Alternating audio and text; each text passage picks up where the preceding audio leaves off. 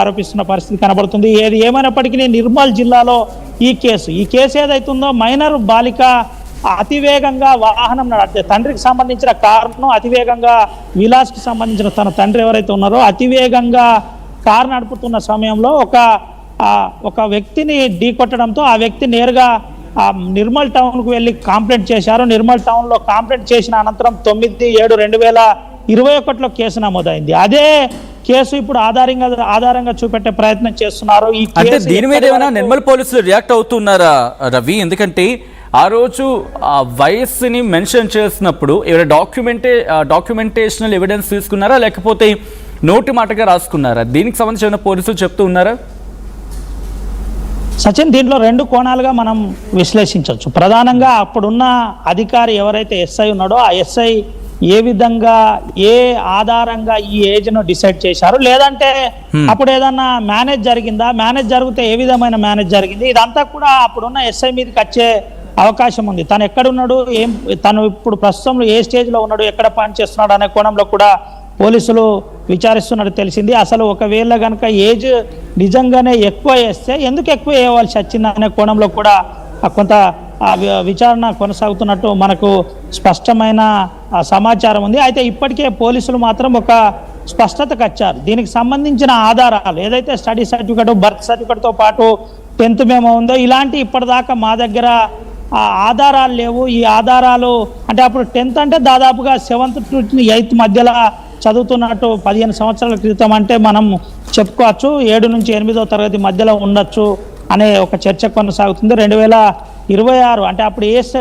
ఆ స్థాయిలో ఉన్నప్పుడు నిజంగానే ఆ ర్యాష్ డ్రైవింగ్ అంశం ఏ విధంగా ఉండే ఏంటి అనే కోణంలో కొంత విచారణ కొనసాగుతుంది. అసలు ఇక్కడ వాళ్ళు ఏం చేసేవాళ్ళు అనే కోణంలో కూడా ఒక టీం పూర్తి స్థాయిలో విచారిస్తున్నట్టు మనకు తెలిసింది. కానీ చాలా క్లియర్గా హైకోర్టులో ఈ ఆధారం చూపెట్టే ప్రయత్నం చేస్తున్నారు. హైకోర్టులో ఏదైతే ఆ 2nd క్లాస్ మేజిస్ట్రేట్ నిర్మల్ ఇచ్చిన సర్టిఫైడ్ కాపీ ద్వారానే హైకోర్టులో పిల్లు వేస్తూ దీంతో పాటు ఇంకో 3 ప్రధానమైన అంశాలు చూపెట్టే ప్రయత్నం చేశారు. ఈలోపు ఒక బోనోఫైడ్ కూడా చూపెట్టే ప్రయత్నం చేస్తున్నారని మనకు విశ్వసనీయమైన సమాచారం ఉంది. ఈ అంశంలో విచారణ జ్యుడిషియరీలో మనం ఎక్కువగా ఇన్వాల్వ్ కాలేం, కానీ అక్కడ జరుగుతున్న అంశాల మీద కొంత లీకులు బయటకు వస్తున్న పరిస్థితి కనబడుతుంది. 15 సంవత్సరాలు ఉన్న ఆ టైంలో ఇప్పుడు 20 నుండి 21 సంవత్సరం ఉంటుంది కాబట్టి ఇది మేజరే పక్కాగా. ఇదంతా కూడా మేజర్ తర్వాత ఫోక్సో ఒక్కటి పోతే మిగతాదంతా కూడా మనం చూసుకోవచ్చు అనే కోణంలో ఏదన్నా ఆలోచన జరుగుతుందా, ఇతరత్ర కారణాలు ఏదైనా ఉన్నాయా, ఏది ఏమైనప్పటికీ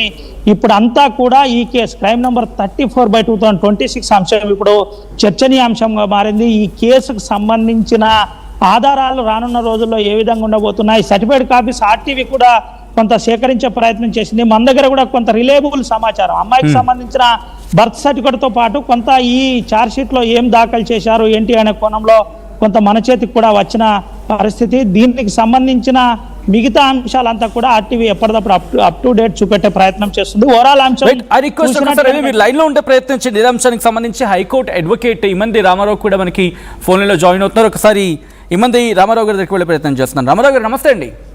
నమస్తే సచిన్ గారు. రామారావు గారు, ప్రస్తుతం అఫ్ కోర్స్ మీకు తెలిసి ఉంటుంది బండి సాయి భగీరథ్ ఇష్యూ ఎంత తీవ్ర సంచలనంగా మారిందనేది. ఇప్పుడు ఛార్జ్ షీట్లో దాఖలైనా లేకపోతే ర్యాష్ డ్రైవింగ్ అంటూ ఒక ఇష్యూ ఛార్జ్ షీట్లో దాఖలైంది కాబట్టి ఆ డేట్ నేను అంటోంది ర్యాష్ డ్రైవింగ్ అంటే నిర్మల్లో చోటు చేసుకున్న ర్యాష్ డ్రైవింగ్ కేసులో ఛార్జ్ షీట్ దాఖలు చేసింది అక్కడ పోలీసులు. అది 2021. సో దాంట్లో ఈ మైనర్ బాలిక వయసు 15 ఏళ్ళ ఉంది. సో ఇప్పుడు ఇది పరిగణలోకి తీసుకుంటుందా హైకోర్టు అనేది ప్రశ్న. నేను ఒక ఫెయిర్ గా అంటే బ్యాలెన్స్డ్ గా చెప్పాలంటే దీంట్లో హైకోర్టు కూడా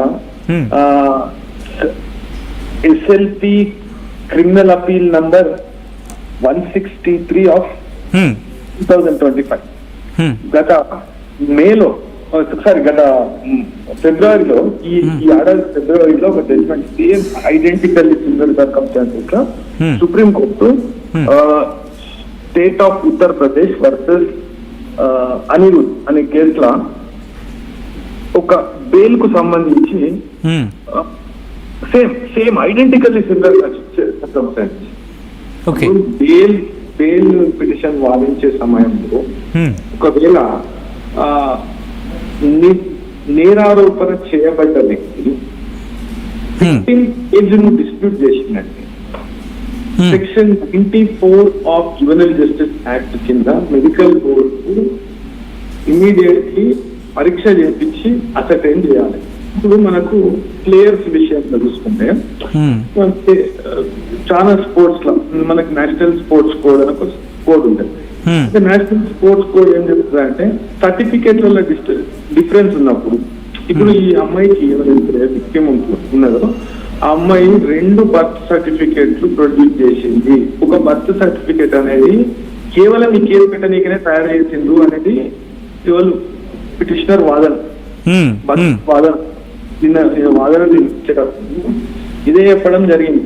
ఓకే, కేవలం ఈ కేసు కొరకే ఒక సర్టిఫికేట్ అనేది తీసుకున్నారు, అది తప్పు.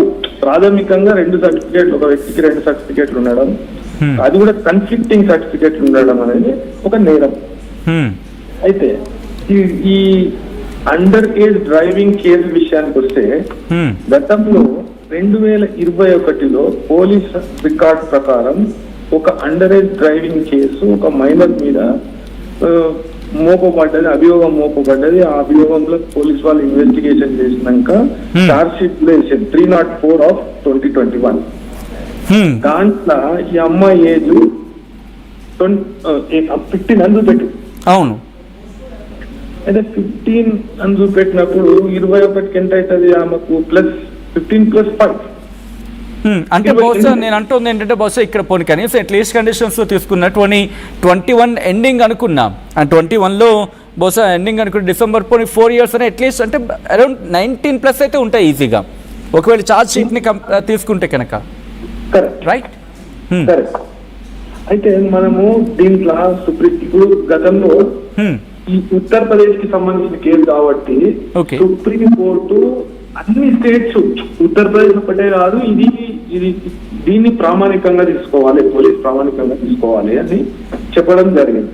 దానిలో ఏం చెప్పిందంటే కోర్టు బెయిల్, అదే ఏ కోర్టు ఉన్నట్టయితే బెయిల్ పిటిషన్ వాదిస్తుందో, యాంటిసిపేటరీ బెయిల్ కావచ్చు, రెగ్యులర్ బెయిల్ కావచ్చు, పోక్సో యాక్ట్ కు సంబంధించి ఒక బెయిల్ పిటిషన్ వాదనలు వినిపిస్తున్నప్పుడు నిందితుడు ఏదైనా మెటీరియల్ ప్రొడ్యూస్ చేసినప్పుడు కోర్టు ఒక మినీ ట్రయల్ అనేది కండక్ట్ చేయకుండా, మినీ ట్రయల్ అనేది అధికారం లేదు కోర్టు కండక్ట్ చేసేది, కాకుంటే అతను సమర్పించిన డాక్యుమెంట్లు ఏవైతే ఉంటాయో, అదే విక్టిమ్, అరే ఆమె ఏజ్ ఇంత కాదండి, ఇంత ఆమెకు 18 ఏళ్ళు నిండినాయి, ఆమె మైనర్ కాదు అని ఏమైనా ఆధారాలు చూపెడితే ఆ ఆధారాలు పరిగణలోకి తీసుకోవాలి అనే వ్యాఖ్య చేసింది.